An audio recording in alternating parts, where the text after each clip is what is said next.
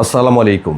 জানিয়ে দিব আজকের ফ্লাইটের সর্বশেষ আপডেট। আজকের তারিখ হলো 6 মার্চ 2026। বাংলাদেশ সিভিল অ্যাভিয়েশনের হিসেব মতে এখন পর্যন্ত গত 7 দিনে মধ্যপ্রাচ্যগামী টোটাল 245টি ফ্লাইট বাতিল হয়েছে।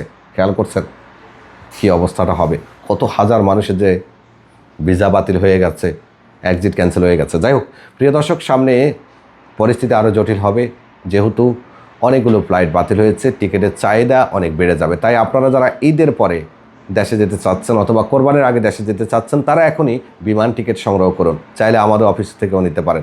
এখনও অলরেডি বিমান টিকিটের দাম আকাশ ছোঁয়া। ইউএস বাংলার কোনো কোনো ফ্লাইটের টিকিটের দাম লাখ টাকাও ছাড়াচ্ছে। ওকে, চলুন দাম্মাম থেকে যারা 6 তারিখ, 7 তারিখ, 8 তারিখে দেশে যাওয়ার কথা, তাদের ফ্লাইটগুলো বাতিল আছে।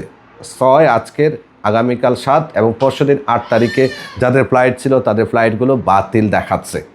9 তারিখ থেকে বিমান বাংলাদেশ এয়ারলাইন্সের সিস্টেমে দেখালেও 9 তারিখে দাম্মাম থেকে ফ্লাইট চলাচল করবে কিনা এটা পরিস্থিতির উপরে নির্ভর করবে। এছাড়া দাম্মাম থেকে অন্যান্য সকল এয়ারলাইন্স এখন পর্যন্ত বাতিলই দেখাচ্ছে।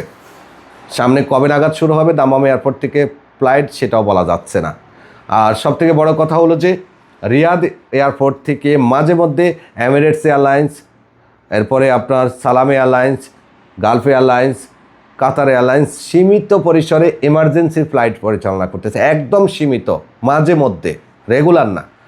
আর রিয়াদ থেকে সৌদি এয়ারলাইন্স, ইউএস বাংলা, বিমান বাংলাদেশ এয়ারলাইন্স অন টাইমে প্রতিদিন ফ্লাইট যাচ্ছে এবং প্রতিদিন ফ্লাইট আসছে। জেদ্দা থেকে ইন্ডিগো এয়ারলাইন্সের সীমিত ফ্লাইট চালু আছে। ইউএস বাংলা রেগুলার ফ্লাইট পরিচালনা করছে, বাংলাদেশ বিমান এবং সৌদি এয়ারলাইন্স রেগুলার ফ্লাইট পরিচালনা করছে। এছাড়া অন্যান্য এয়ারলাইন্সগুলো সম্পর্কে জেদ্দা রুটের আমাদের কাছে তেমন কোনো আপডেট নেই।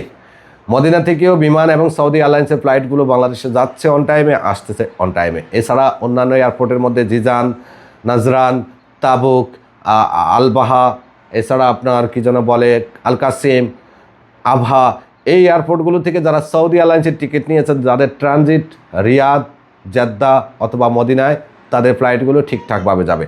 লোকাল এয়ারলাইন্স সম্পর্কে কোনো তথ্য আমাদের কাছে জানা নেই।